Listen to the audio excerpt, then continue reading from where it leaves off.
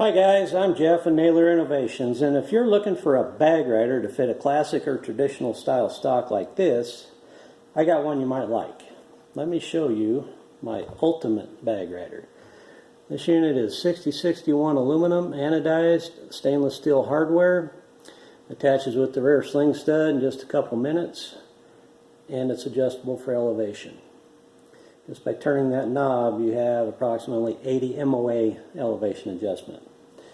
And bag riders are pretty useful. Everybody wants one because they do provide a flat, solid rear support under the rifle that's repeatable and consistent. But up until now, they're not adjustable, and it's very difficult to get elevation adjusted on most bag riders. I solved that problem with my ultimate bag rider. Fully adjustable for elevation. You get that good, flat, solid rear support under the back of the rifle. And it's been working pretty good for us. We think it's pretty slick, and hope some of you guys will like it too.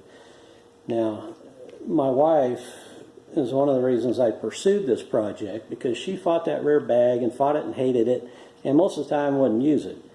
So once I got a couple of these built, I had her put one under her rifle, and she loves it. It helps her shoot better, eliminates the frustration of fighting that rear bag, and just works really well for her. And it's helped me also.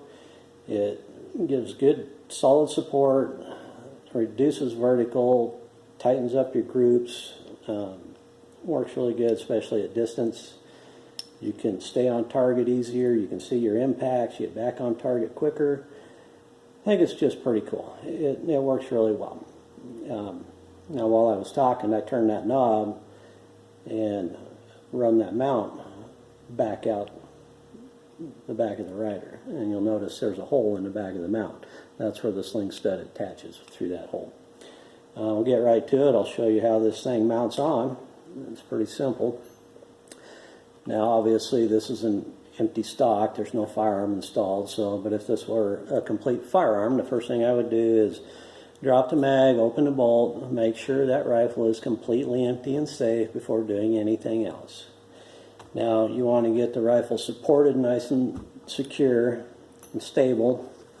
If you have a vise or a gun cradle or anything like that, to get it supported where you can work on it and not chasing it around. I'm using a front rest and a rear bag, so I'll just get this set up and supported on this bag. Get that up here where you can see it. Now, I'll include a couple of wrenches, little Allen wrenches, and you can use a pin punch or you can use the 1/8 inch Allen wrench. And the first thing you do is remove your rear sling stud. Just put it through the hole and unscrew it, take it out, and when you go to, I'll show you on this, this is a separate mount, and this has a radius trough milled into the bottom of the mount, and what that does, it lets it key onto that stock and prevents it from twisting on the bottom of your stock. So that needs to get lined up secure. This rear hole is counterbored for the square shoulder on the sling stud, and it's also countersunk if you need to use a wood screw. I'll explain that in a minute. So you take your mount, you run that mount back out the end of the rider, set it on the bottom of your stock, line up the hole, take your sling stud, start it back in there, get it started nice and straight, and run that down there as far as you can by hand. Wiggle that around, make sure it's keyed onto the bottom of that stock nice and straight. Take your wrench and just snug it up. Don't have to be super tight, just good and snug. Then you can turn that knob, run that rider back down over the mount. I like to get it somewhere in the middle of the range so you get adjustment both directions. And like I said, approximately 80 minutes adjustment. So all you got to do is get on target and turn that knob. After you get settled in on your rear bag, get that bag of that rifle good and solid, and there you go. Just like that, you have a bag rider installed. Now, as far as the rear sling stud, I have encountered a couple rifles that the rear sling stud might not be long enough. Some stocks have a 1/2 inch long rear stud, and once that goes through the mount, you might not have enough threads to adequately secure it. So what I've had to do on a couple of them, if you have another rifle or have another stud, a 3/4 inch long stud, try it if the shorter one doesn't lock up securely. Because the quality of the hole in the bottom of the stock, some are counter drilled a little too deep, and the quality of the hole, the quality of the threads might not be adequate for that to lock up secure. And if you have an issue with that, try a longer stud, or I'll include number 12 flathead wood screw, 1 inch long. Try that, and a lot of times that'll tighten up nice and good where you don't have an issue. I did have a couple stocks to where the 1/2 inch stud wasn't going to work, the 3/4 inch stud didn't work.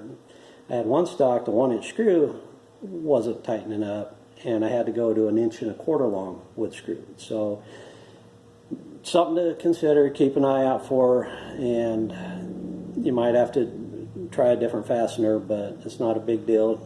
Longer screw usually solves the problem. So there you go, that's the ultimate bag rider. You can use it right or left-handed, doesn't matter. And it works really good. And like I said, it's a bag rider. This is just a homemade sandbag. I've used these for years. But once you get that on there, you get that settled in on your rear bag. Okay, you can adjust your front height with your, if you're on a bipod, if you can get your course adjustment with the legs of the bipod or adjustable front rest like this one, and then get something under the back of it. You don't want anything behind the rider. It's got to be able to slide back nice and smooth. But you can put downward pressure on it, work that down on that bag, and get it good and solid. Get close to your target, and then just turn that knob and fine tune your elevation, and you're going to have good, repeatable, solid, consistent support. And so, like I said, we think it's pretty cool. It's been working really well. Now, it doesn't necessarily have to ride on a bag. Depending on your height of your bipod or your front rest, if you're at the range on your bench, if you're on a flat range or your target's level, that it works really well. And what you can do on a piece of carpet or a blanket or something soft for that to ride on is put that rider right down on the bench top itself. And that is rock solid. Good, solid rear support. It's like on a rail. You just dial in your elevation, and it's consistent. And really fun, especially for new shooters or young shooters. You can get the rifle set up good and solid, dialed in, and they can focus on fundamentals like sight picture and trigger control and not be fighting that rear bag, and get better results, be more productive, build confidence. And like I said, it's not just for young or new shooters or women. It's helped me a lot too, and everybody that's tried it really likes it. We shoot out to 1/2 mile about every time we go to the range, and it really helps. It just reduces that vertical, and it's working pretty good. I'll be pretty confident in it, so that's why we got our first production run done and thought a lot of you guys might like it also. So we're going to try to get some of these out there to you and see what you think.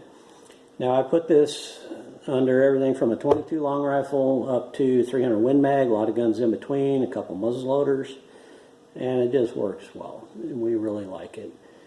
I put it under Remington, Ruger, Savage, Browning, several custom wood stocks, Ramline, Butler Creek, Hogue, Boyd's. It'll fit virtually almost anything with this style of stock. So I think it's pretty cool. But it really helps load testing, sight in. You can use it for bore sighting. Works good for that. And we like it. So you're probably saying, all right, that's cool. You know, I got it on my hunting rifle. I got zeroed in and got some load testing done, and I really like it. But it's on my hunting rifle, and now I got to take it off because I want to take my rifle hunting, and I got to use my rear sling stud, but I can't get to it with this thing attached, but I'd like to leave it on. Well, guys, I got you covered on that one too. Let me show you this model. How about black Delrin? It's an engineering plastic, very strong, durable material, weatherproof, very tough, lighter weight, and has a sling stud installed. So problem solved there. I designed this one mainly because I want to take it hunting. And I got one on my muzzle loader over here. Let me show you that real quick. I'll set this aside.